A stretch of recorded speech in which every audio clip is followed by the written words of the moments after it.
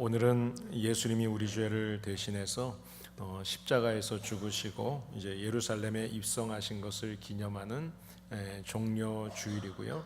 또 오늘부터 일주일 동안은 예수님의 고난의 자취를 쫓아가면서 우리의 삶을 돌아보고 또 회개하는 고난 주간으로 우리가 지키는 주간입니다. 그리고 오늘부터 시작되는 예수님이 이제 십자가에서 죽으시기 전 마지막 한 주간, 이 마지막 한 주간은 예수님의 생애에 있어서 가장 중요한 시간, 가장 중요한 기간이라고 할 수가 있습니다.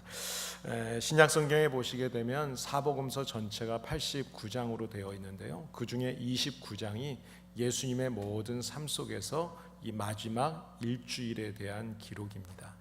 그만큼 일주일이 예수님에게서 또 우리에게 아주 중요한 의미가 있다는 것을 우리가 알 수가 있습니다.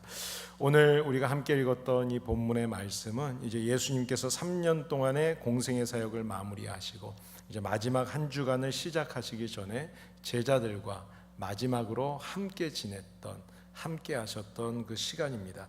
이제 로마 군인들에게 체포가 되시고 법정에 서시고 재판 결과에 따라서 이제 사형을 당하시는 십자가의 고통의 시간이 시작이 되는 거죠. 예수님이 이 땅에 살면서 예수님은 우리처럼 육신의 몸을 입고 오셨기 때문에 육신의 고통을 아시는 분이었습니다. 그리고 마음의 고통도 아셨고 정신적인 고통도 아시는 분이었습니다. 우리가 이 땅을 살면서 예수님이 겪으셨던 것처럼 우리들도 동일하게 또 이 땅을 살 때 여러 가지 고난, 고통을 당하게 됩니다. 한 가지 고난이 이제 지나갔으니까 잘 해결됐구나, 다행이다 그러는데 또 다른 고통이 우리에게 찾아오기도 하고요. 여러 가지 어려운 일들을 우리가 만나게 되죠. 그런데 고통이라고 하는 것이, 고난이라고 하는 것이 갑자기 당하게 됐을 때 당하고 해결을 하게 되지만 이 고통이 올 것을 미리 알고서 당하게 되면 그 고통은 더 두렵고 힘든 것입니다. 쉽게 예를 들면 우리가 예전에 놀 때 이제 게임을 하잖아요. 갑자기 게임을 하다 친구가 장난을 쳐서 툭 치면 뭐야 하고 그냥 끝나는데 별것 아닌데 게임에 지게 되면 이마에 군밤 한 대 맞기로 하자 하고 나서 이제 군밤 맞을 차례가 딱 되면 눈을 떴다 감았다 아주 마음을 이렇게 졸이죠. 간단하게 이야기해서 쉬운 이야기로 하는 것 같지만 사실은 우리가 모든 고통들이 나에게 이제 고통이 다가오고 있다 그랬을 때 한 걸음 한 걸음 다가오는 그 고통을 생각하면 사실은 그 고통의 시간들이 참 힘든 것입니다. 잠시 후에 십자가에 못 박히셔야 될 예수님의 그 육체적 고통보다 예수님께서는 더 심한 정신적인 고통을 많이 당하셨을 것이라고 생각합니다. 왜냐하면 죄를 모르시는 예수님이신데 우리의 죄를 위해서 십자가에서 죽으시기까지 사람들 앞에 침뱉음을 당하고 찔리고 찢기고 욕을 먹고 그런 수치스러운 고통이 있고요. 또 잠시이긴 하지만 하나님의 그 심판의 역사를 위해서 하나님과의 잠시 동안 분리되는, 버림을 받아야 되는 그런 고통, 또 어떤 의미에서는 제자들이 예수님을 버릴 것을 알고 예수님을 배신할 것을 알고 있었던 예수님께서 제자들의 그 배신이 없도록 그렇게 가르치고 그렇게 훈련을 시켰지만 그 배신이 이제 예수님의 마음을 또 힘들게 할 것이라는 어떤 마음의 고통, 이런 것들이 마음에 있었을 것입니다. 예수님은 십자가에서 죽으셨던 그 십자가 사형제도라고 하는 게 사실은 인간의 우리가 살면서 겪는 가장 잔인한 사형제도라고 흔히들 이야기를 합니다. 그 십자가의 처형을 받으실 때 예수님의 나이가 33살, 한참의 나이였었고요. 그런데 그때 그 고통의 시간을 내가 당해야만 한다, 피하지 못하고 받아들여야만 한다. 그 예수님의 마음이 어땠을까? 오늘 본문 38절 말씀에서는 예수님께서 이 상황을 생각하면서 내 마음이 고민하여 죽게 되었다, 죽을 만큼 힘들다, 마음에 힘든 정신적인 고통을 이야기하는 거죠. 예수님은 하나님이셨지만 동시에 우리와 똑같은 육신의 몸을 입고 이 땅에 오셨습니다. 자, 그렇다면 육신의 고통을 아시는 주님은 고통이 찾아온다는 걸 알고 있었을 때 그때 예수님은 무슨 일을 하셨을까요? 고통이 나에게 오고 있다는 걸 알고 있을 때 나에게 암으로 또는 경제적으로 또 자녀의 문제로 직장의 또 사업의 문제로 고통이 찾아올 때 그때 우리는 무엇을 가장 먼저 해야 될까요? 오늘 36절을 보시게 되면 그 상황을 알고 계셨던 주님께서 하셨던 말씀이 나옵니다. 제자들에게 예수님께서 말씀하시죠. 이에 예수께서 제자들과 함께 겟세마네라 하는 곳에 이르러 제자들에게 이르시되 내가 저기 가서 기도할 동안에 주님은 이 고통의 시간이 다가올 때 고통의 시간에 해야 할 가장 중요한 일이 기도라고 판단을 하셨습니다. 기도. 성경에서 예수님의 평소의 기도 생활이 많이 기록이 되어 있는데요. 스크린을 보시면서 한번 여러분 확인을 해보시기 바랍니다. 마가복음 1장에 보시면 새벽 오히려 미명에 일어나서 한적한 곳으로 가셨습니다. 예수님께서는 기도 생활 중에 새벽에 기도하셨다는 거죠. 우리 한국교회가 새벽 기도를 열심히 하죠. 바로 예수님의 기도를 본받아서 하고 있는 기도의 모습입니다. 마태복음 4장에 보면 예수님께서 금식 기도를 하시죠. 이제 예수님이 공생의 사역을 하시기 전에 마귀에게 시험을 받기 전에 예수님은 먼저 40일을 밤낮으로 금식하시고 기도하셨습니다. 음식을 드시지 않으면서 오직 기도만 하시는 거죠. 마태복음 14장에 보시면 예수님께서는 무리들과 함께 있다가 무리를 떠나고 나서 보내시고 난 다음에 기도하러 따로 산으로 가십니다. 우리가 산 기도하러 간다 그러죠. 그냥 산 기도를 한 번 정도만 하신 게 아니었어요. 예수님의 기도의 모습을 보면 누가복음 22장에는 그 산 기도를 습관적으로 하셨다라고 이야기하는. 누가복음 6장에 보시게 되면 예수님께서 기도하러 산으로 가서 기도하시는데 그냥 산에 가서 밤에 잠깐 기도하고 오신 게 아니라 철야 기도. 밤이 새도록 기도했다 그러죠. 우리 그래서 철야 기도, 심야 기도 이런 이야기를 하죠. 누가복음 22장에 또 보시게 되면 예수님께서 기도하는 모습 중에 보게 되면 무릎을 꿇고 기도하셨다라고 그렇게 이야기합니다. 그 예수님의 모습을 본문 39장에서는 무릎을 꿇고 얼굴을 땅에 대시고 엎드려서 기도하셨다 이렇게 표현을 합니다. 또 같은 말씀이 기록된 누가복음 22장 뒤에 44절에 보시면 예수님께서 무릎을 꿇고 기도하시는데 힘쓰고 애써서 더욱 간절히 기도하시는데 땀이 땅에 떨어지는 핏방울 같았다. 땀이 땅에 떨어지는데 그게 핏방울 같이 보였다. 그렇게 표현을 하고 있습니다. 예수님께서 오늘 본문에서도 37절 38절에 보면 그 기도하러 가시는데 왜 그렇게 기도하셨는지, 왜 핏방울이 되는 것처럼 기도하셨는지, 왜냐하면 죽을 만큼 고민이 됐기 때문에, 마음이 힘들었기 때문에. 이어지는 39절에 예수님의 뜻을 이야기합니다. 자, 한번 같이 읽어볼까요? 조금 나아가사 얼굴을 땅에 대시고 엎드려 기도하여 이르시되 내 아버지여 만일 할만하시거든 이 잔을 내게서 지나가게 하옵소서. 그러나 나의 원대로 마옵시고 아버지의 원대로 하옵소서 하시고. 할만하면 하나님 이 십자가 제가 안 졌으면 좋겠습니다. 알고 왔습니다. 그리고 준비하고 있었습니다. 예상하고 있었지만 그러나 할 수만 있으면 이 십자가를 저에게서 물려주세요. 하나님 하실 수 있잖아요. 하나님 앞에 이 기도를 하는 이것이 예수님의 처음의 기도의 뜻이었습니다. 하나님 하기 힘들어요. 저도 육신의 몸을 입고 와서 이 땅에서 제가 십자가를 지려고 하니까 쉽지 않습니다. 그런데 하나님의 대답은, 하나님의 뜻은 정반대였습니다.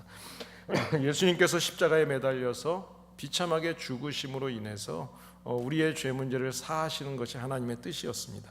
자, 그러면 우리가 기도할 때 나의 뜻과 하나님의 뜻이 정반대로 대치가 될 때 그때 우리는 어떻게 해야 될까요? 어떻게 해야 될까요?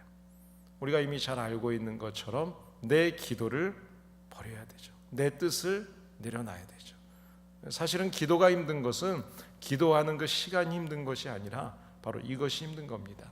기도를 할 때 내 뜻을 가지고 기도했지만 기도하다 보면 하나님의 마음을 알게 되고 하나님의 뜻을 알게 되어서 내 뜻을 내버려야 되기 때문에, 그래서 기도가 힘든 거예요. 내가 손해가 되고 내 자존심이 상하고 내 생각과 경험이 달라서 내 마음에 안 들 때, 이런 상황에서 그러나 내 뜻대로 마시고 아버지의 뜻대로 하시옵소서 라고 이야기하는 것, 이것이 가능할까요? 여러분 가능하다고 생각하십니까? 생각하면 억울하고 화가 나고 속이 답답한데 그게 어떻게 가능하겠어요? 맞아요. 내 힘으로는 할 수 없어요. 내 성격, 내 자존심, 내 생각으로는 절대로 그렇게 할 수 없습니다. 그런데 바로 그때 우리가 그러나 하나님의 뜻을 따르겠습니다라고 할 수 있는 자리, 할 수 있도록 그것을 도와주는 자리, 그것이 바로 기도의 자리입니다. 예수님은 십자가를 지시기 불과 몇 시간 전에 겟세마네 동산에서 얼굴을 땅에 대고 엎드려서 간절히 기도합니다. 3번이나 반복해서 하나님 앞에 같은 내용으로 기도했습니다. 그런데 감당할 수 없는 그 고통의 십자가에서 기도했더니 그 결과가 그러나 하나님의 뜻대로. 어떻게 그게 가능할 수 있었을까요? 우리는 할 수 없어요. 그런데 기도할 때 하나님이 도와주시는 겁니다. 성령님이 도와주세요. 이 말씀이 기록된 누가복음 22장 43절에 보시면 그때 그렇게 기도할 때 하나님께서 하늘에서 천사를 보내주십니다. 그리고 천사를 보내주셔서 내가 두려워서 나는 싫어서 하기 싫었는데 하나님이 감당할 수 있는 힘을 주셨다는 거예요. 그래서 그 십자가를 질 수 있게 되었다는 겁니다. 여러분, 만약에 예수님께서 그 십자가의 고통 앞에서 지금 마음이 내가 죽도록 싫다라는 마음을 표현하셨죠. 난 이거는 싫어, 내가 죽으면 죽을지 십자가에서 죽는 건 싫어 라는 마음을 가지고 예수님이 기도하지 않았다면 어떻게 됐을까요? 예수님이 기도의 산에 올라가지 않으셨다면 그 고통의 십자가 앞에서 예수님도 그 십자가를 포기할 수밖에 없었을 것입니다. 근데 예수님은 기도하셨고요, 기도했더니 하나님이 도와주셔서 그 기도의 자리가 십자가의 능력의 자리로 바뀌어지게 된 겁니다. 여러분, 예수님의 가장 큰 능력이라고 이야기하면 사람들은 기적을 이야기합니다. 기적의 능력. 예수님이 병자를 고치고 5,000명을 먹이시고 7,000명을 먹이시고 눈먼 자를 보게 하시고 죽은 자를 살리게 하신 예수님의 능력. 그런데요, 진짜 예수님의 능력은, 그 모든 일을 감당하실 수 있었던 능력은 새벽에 금식하고 철야하고 산에 가서 습관적으로 기도하셨던 예수님의 그 기도를 통해서 십자가의 사명의 길을 처음부터 끝까지 가실 수 있었던 것입니다. 예수님은 언제라도 십자가에서 내려올 수 있는 능력이 있는 분이에요. 육체적으로도 건강한 30대에 아주 힘이 있는 나이고요, 그뿐만 아니라 그 나이에 놀라운 기적들을 다 행하셨던 분입니다. 십자가에서 내려올 수 있는 능력이 있어요. 그런데 예수님께서는 십자가에서 내려오는 능력을 사용하신 것이 아니라 끝까지 십자가를 지는 인내하는 능력, 이 인내하는 능력이 있었습니다. 그 능력은 바로 기도를 통해서 얻게 된 것입니다. 세상 사람들은 흔히 이야기할 때 능력 있는 사람 그러면 똑똑한 사람, 재력이 있는 사람, 높은 자리에 오른 사람, 다른 사람을 자기 마음대로 뜻대로 이렇게 부리는 사람, 그런 사람을 능력 있는 사람이라고 생각합니다. 그러나 하나님의 나라에 능력 있는 사람은 그렇지 않습니다.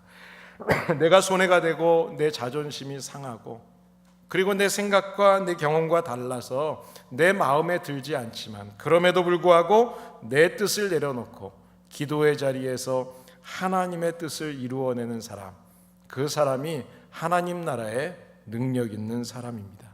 이 일은 기도하지 않고는 절대 할 수 없는 일입니다. 이건 기도 없이는 절대로 이루어질 수 없는 일입니다.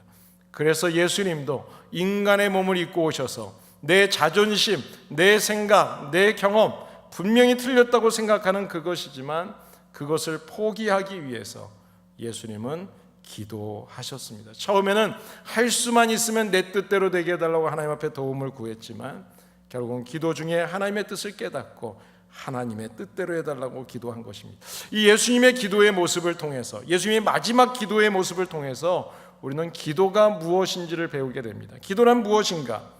인생에서 견디기 힘든 상황을 만나게 되고 이해되지 않는 상황을 만나게 됐을 때 가장 먼저 해야 될 것, 그것이 바로 기도입니다.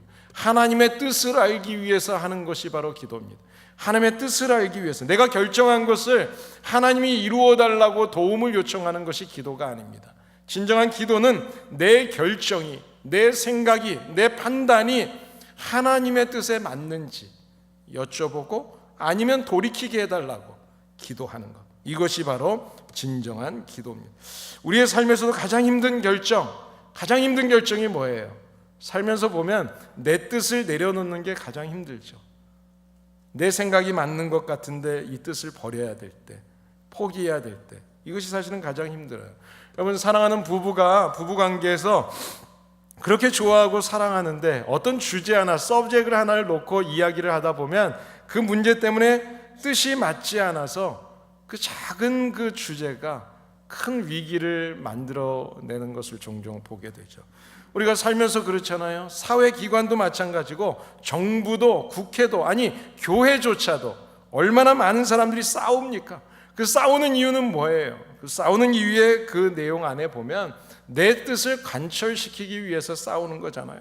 그렇지 않습니까? 내 뜻을 관철시키기 위해서 싸우는 거죠. 예수님은 하나님의 뜻과 달랐던 자기의 뜻으로 인한 갈등, 그 고민의 시간 속에서 하나님 앞에 기도의 자리로 나갔습니다. 그리고 핏방울이 떨어지는 것처럼 보일 정도로 이 땀을 쏟아내면서 하나님 앞에 기도하는 시간에 하나님이 계획하신 뜻, 그것은 바로 인류의 구원의 계획을 위해서 나를 보내셨다는 것을 알고 내가 십자가를 져야만 되는구나. 거기서 바로 천군 천사를 보내셔서 그 성령의 은혜로 깨닫게 하시는 은혜, 힘을 얻고 다시 십자가의 사명을 감당하신 것입니다. 예수님의 사역을 한마디로 표현한다면 기도입니다. 예수님의 사역의 시작은 40일 금식 기도로 시작해서 마지막 겟세마네 철야 기도로 그 사역을 마치신 것입니다. 예수님은 평소에 열심히 기도해왔던 그 습관적인 기도 때문에 시험에 들지 않았고 하나님께서 허락하신 십자가의 사명을 감당할 수 있는 힘과 용기를 얻게 되었던 것입니다. 그렇습니다. 예수님이 고통이 찾아왔을 때 그 어려운 순간에 그 시간에 가장 중요한 일이 무엇인지를 우리에게 가르쳐 주셨습니다. 그것은 바로 기도해야 된다는 것입니다. 기도해야 된다. 예수님은 그 기도를 시작하셨습니다. 그리고 혼자 기도한 것으로 끝난 것이 아니라 두 번째로 예수님은 그 고통의 시간에 내 그 기도의 문제, 그 문제를 가지고 함께 기도해 줄 동역자를 찾았습니다. 그 동역자가 누구였는가 하면 바로 제자들이었습니다. 기도는 우리의 도움이 필요해요. 여러분 36절에서 38절의 말씀을 보시면 예수님께서 제자들에게 내가 저기 가서 기도할 동안에 너희들은 여기에 앉아서 있으라, 같이 기도하라는 거죠. 그러면서 특별히 제자 3명 베드로, 야고보, 요한을 데리고 이제 산으로 올라갑니다. 그러면서 여기서 머물러서 나와 함께 깨어 있으라, 1시간만 같이 기도하자, 주님이 말씀하셨어요. 자, 예수님은 제자들에게 나와 함께 1시간 같이 좀 기도해 줄래? 라고 3번이나 동일한 부탁을 하셨습니다. 그런데 제자들의 반응은 어땠을까요? 40절의 말씀을 보시면 제자들에게 오사 그 자는 것을 보시고, 제자들은 자고 있었어요. 예수님이 외로워하는 밤, 고통스러워하는 밤, 주님은 1시간만이라도 나하고 기도해 줄 수 없겠니? 라고 요청을 했지만 그러나 제자들은 잠자고 있었습니다. 어찌하여 자느냐? 내가 1시간도 깨어 있을 수 없더냐? 예수님은 지금 이 고통의 시간에 제자들이 중보기도의 동역자가 되어줄 것이라고 믿었고 기대했습니다. 그래서 기도를 부탁했습니다. 그러나 그들은 예수님의 이런 마음을 헤아리지 못했어요. 그렇게 고통스러워하시는 예수님이 가장 신임하던 제자 베드로와 야고보와 요한에게 1시간만 나와 함께 기도해 줄 수 없겠니? 그런데 기도하지 않고 잠들었던 모습, 그 제자들의 잠들었던 그 모습에 대해서 예수님께서는 합리적인 이유를 이야기해 주십니다. 오히려 제자들이 위로를 받았을 것 같아요. 41절 말씀해 보시면 마음은 원이로되 육신이 약하도다. 여러분 위로가 되죠? 여러분 우리 같이 기도합시다 그랬는데 아유 힘드시죠? 너무 힘드시면 나오지 마세요. 그 이야기를 들을 때 좀 위로가 되시죠? 그래요. 제자들도 마음은 깨어 있기를 원했습니다. 그런데 단지 육신이 약했을 뿐이죠. 육신의 약함 때문에 위급한 상황 속에서 나하고 기도해 줄 수 없었구나. 예수님은 아세요. 여러분 현대 우리 사람들의 특징이 뭔가 하면 여러 가지 뭐 특징을 이야기할 수 있겠지만 만성 피로, 늘 피로하죠. 날마다 피곤해요. 하루하루가 이렇게 피곤해. 육신의 연약함. 그래서 요즘에 지난 주간에 건강 그런 식품 약을 파는 어느 집사님이 계세요. 오래전부터 아시는 한 20년, 25년 된 집사님인데 그 매형이 하던 사업을 이제 같이 이어서 그걸 하고 있어요. 그런데 그분하고 만나서 이런저런 이야기를 하는데 그래, 목사님, 비즈니스 되게 가게 어떠세요? 비즈니스 어떠세요? 잘 돼요, 잘 돼요. 아무리 힘들어도 이 만성 피로에 좋습니다. 그러면 뭐 그냥 두말 안 하고 지갑을 열어서 막 사시잖아요. 사신대요. 잘 사드신대요. 뭐에 좋다, 뭐에 좋다. 만성 피로, 육신의 연약함이 기도의 시간을 방해한다고 예수님은 말씀하십니다. 육신의 피곤을 이기지 못했던 세 제자들은 결국 예수님의 1시간 합심 기도의 요청을 들어드리지 못하고 이 심각한 상황 속에서 잠들어 있었습니다. 제자들이 예수님과 함께 기도하지 못하고 예수님의 마음을 알아주지 못할 때 주님은 그것으로 포기하고 좌절하지 않았습니다. 저는 제자들의 기도의 모습을 보면서 생각합니다. 우리가 예수님의 제자들도 그랬던 것처럼 우리가 제자 훈련을 많이 받죠. 이미 교회에서 제자 훈련 다 받아보신 분들이죠. 제자 훈련에서 가장 중요한 게 뭘까요? 저는 성경을 암송하는 것이라고 생각하지 않습니다. 제자 훈련의 가장 기본은 기도입니다. 아무리 성경을 많이 알아도 기도하지 않으면 소용이 없어요. 기도할 때 하나님이 성령님을 보내주셔서 하나님의 뜻을 깨닫게 하시는 거예요. 깨닫게 하시는. 그래서 성령님이 하시는 역할을 예수님이 이야기하실 때 내가 이야기했던 것을 다시 생각나고 깨닫게 하시리라. 주님은 제자들의 그 실망스러운 모습 속에서 내가 이해한다. 그래, 알았다. 너희들 그 육신의 연약함 때문에 기도하지 못하는구나. 그러시고 예수님이 아유 그래 힘드네 포기하고 좌절한 게 아니에요. 주님은 다른 동역자 하나님의 이름을 부르기 시작합니다. 같은 말씀이 기록된 마가복음 14장 36절에 보면 예수님이 이렇게 기도합니다. 아빠 아버지요. 아빠 아버지요. 여러분 아빠 한번 불러보실래요? 시작. 아빠. 여러분 어릴 때는 아빠라고 잘 안 부르셨을 거예요. 아버지, 아버님 그러셨죠. 저도 아빠라고는 불러본 적이 없어요. 그런데 아이가 아빠라고 부를 때 그 마음을 너무너무 행복하더라고요. 그 이야기를 처음 들을 때 아빠, 아버지요. 이 아빠라고 부르는 것은요 다른 게 아니에요.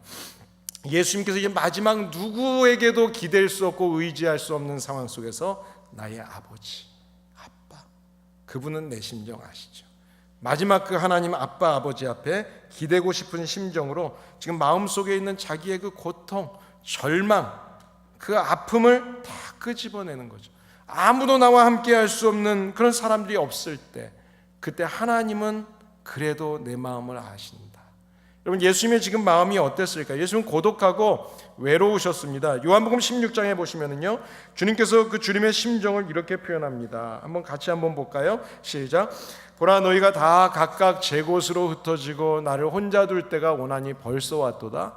그러나 내가 혼자 있는 것이 아니요 아버지께서 나와 함께 계시느니라. 아멘. 내가 혼자 있는 것이 아니라 하나님 아버지, 아빠 아버지께서 나와 함께 계신다. 아직 부를 수 있는 아버지가 계셨습니다. 예수님이 고독해 하시는 그 시간에 제자들은 자고 있었어요. 그 자는 모습을 보면서 예수님은 포기한 것이 아니라 또다시 하나님을 찾았어요.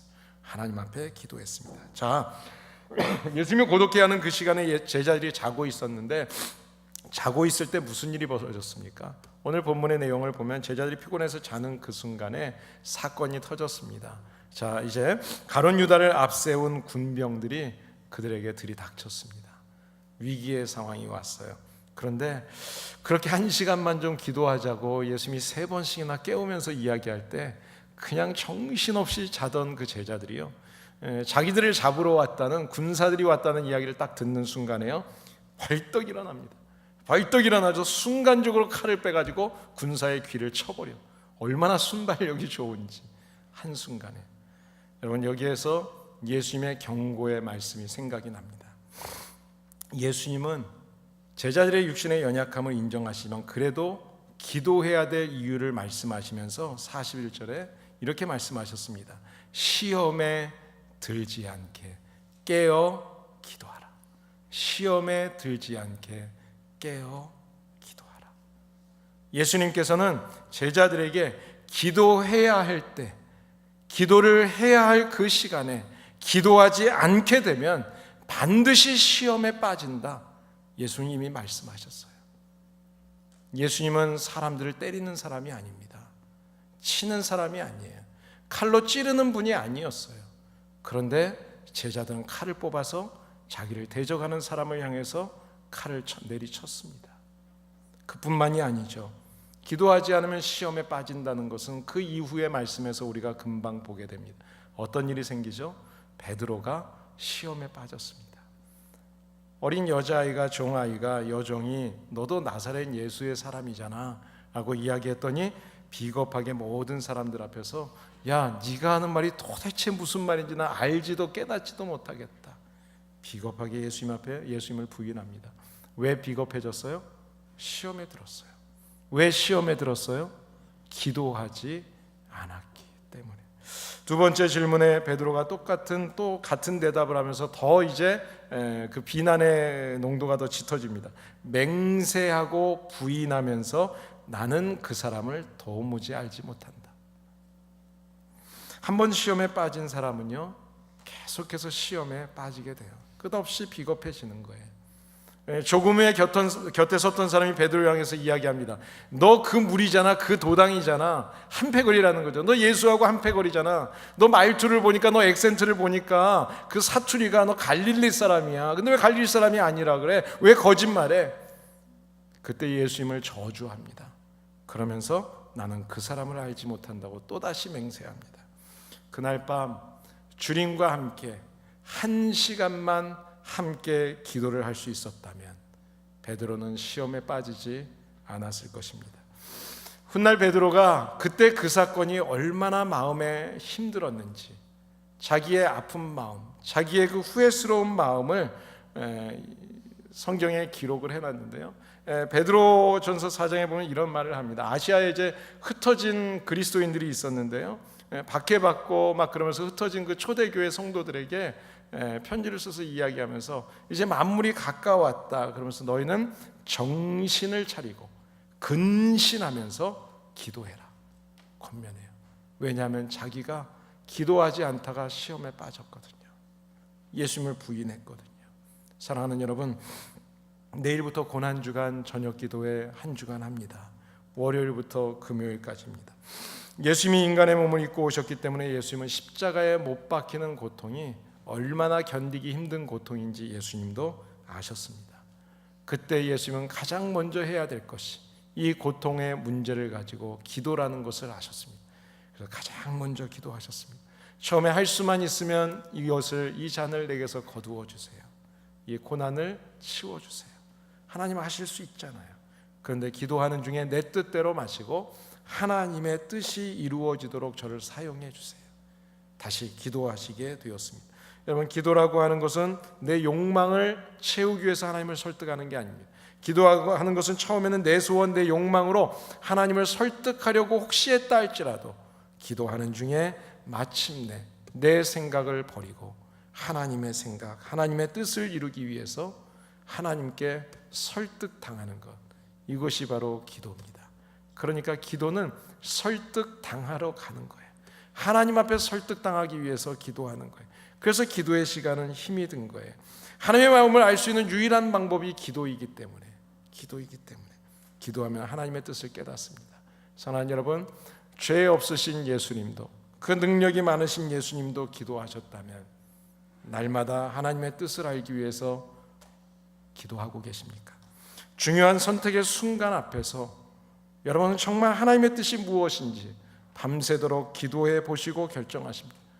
오늘 모든 일들에 앞서서 하루를 시작하면서 하나님 앞에 무릎 꿇고 기도하고 계십니까?